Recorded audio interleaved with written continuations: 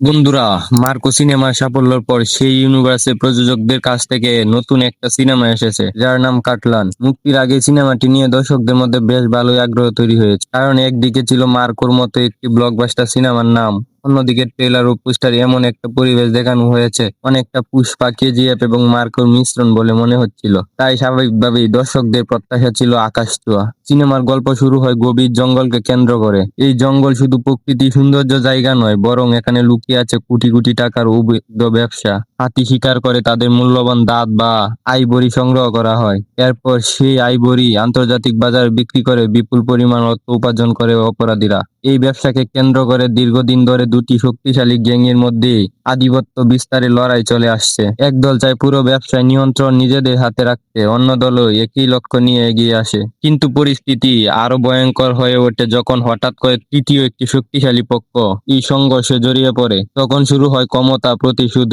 বিশ্বাসঘাতকতা এবং রক্তাক্ত সংঘর্ষের খেলা। শুনতে গল্পটা যতটা আকর্ষণীয় মনে হয়, বাস্তবে সিনেমাটি সেই সম্ভাবনাকে পুরোপুরি কাজে লাগাতে পারেনি। প্রথম 20 থেকে 30 মিনিট দর্শকদের বেশ আগ্রহ ধরে রাখে। জঙ্গলের পরিবেশ, অপরাধ চক্রের নির্মাতা এবং চরিত্রগুলোর পরিচয় সিনেমাটি একটি শক্তিশালী ভিত্তি তৈরি দেয়। কিন্তু ধীরে ধীরে গল্পটি নিজের ফোকাস হারাতে শুরু করে। সবচেয়ে বড় সমস্যা হলো স্ক্রিন প্লে।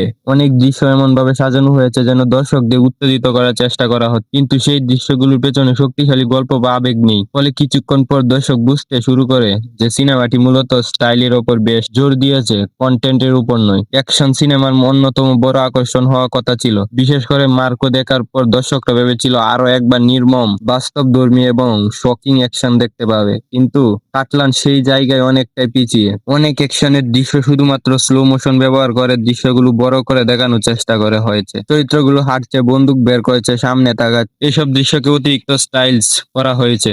কিন্তু বাস্তবে এসব দৃশ্য খুব বেশি উত্তেজনা তৈরি করতে পারে না। হ্যান্ড টু হ্যান্ড ফাইট গুলো মোটামুটি সাধারণ মানের, কোনো বিশেষ কোরিওগ্রাফি নেই। নেই এমন কোনো মুহূর্ত যা দর্শকদের মনে দীর্ঘদিন ধরে থাকবে। গুলি চলার দৃশ্য আছে প্রচুর, কিন্তু সেগুলো অনেক সময় ভিডিও গেমের মতো মনে হয়। ফলে অ্যাকশন থাকলেও সেই অ্যাকশনের প্রভাব খুব বেশি অনুভূত হয় না। অভিনয়ের ক্ষেত্রে সিনেমাটি মোটামুটি ভালো।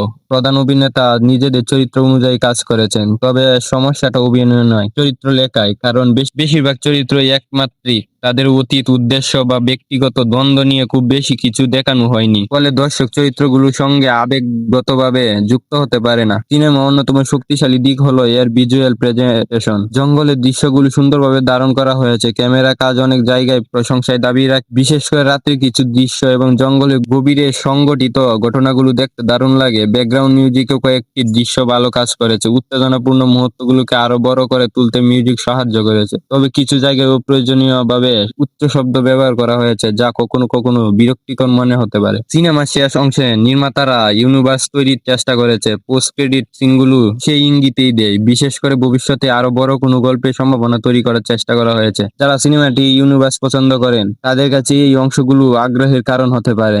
তবে একটি বিষয় স্পষ্ট, শুধু শুধু পোস্ট ক্রেডিট সিন ভালো হলেই পুরো সিনেমা ভালো হওয়া যায় না। দর্শক প্রথমে একটি ভালো গল্প দেখতে চায়, তারপর ইউনিভার্সের ভবিষ্যৎ নিয়ে ভাবতে চায়। আর এই জায়গাতেই কাটলান কিছুটা ব্যর্থ। যদি মার্কোর সঙ্গে তুলনা করা হয় তাহলে পার্থক্যটা স্পষ্টভাবে চোখে পড়ে। মার্কো দর্শকদের চমকে দিয়েছিল তার নির্মাতারা তীব্র এবং অপ্রত্যাশিত মুহূর্তগুলির মাধ্যমে, কিন্তু কাটলান অনেক বেশি নিরাপদ পথে হাঁটতে চেয়েছে। ফলে সিনেমাটি কখনো খারাপ নয়, আবার কখনো অসাধারণ নয়। এটি মাঝামাঝি মনের একটি ক্রাইম অ্যাকশন ড্রামা হিসেবে থেকে।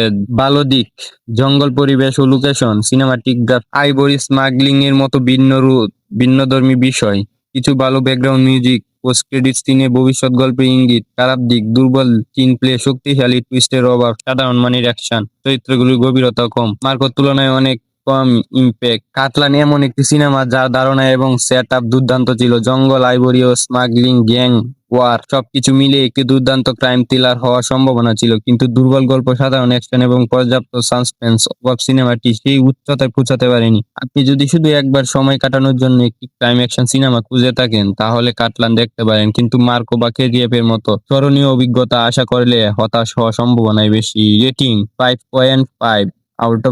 জঙ্গলের অন্ধকার, স্মাগলিং আর গ্যাংওয়ারের এই আকর্ষণীয় ধারণা থাকলে শক্তিশালী গল্পের অভাবে কাটলান শেষ পর্যন্ত একটি সাধারণ অ্যাকশন সিনেমাতে সীমাবদ্ধ থেকে যায়।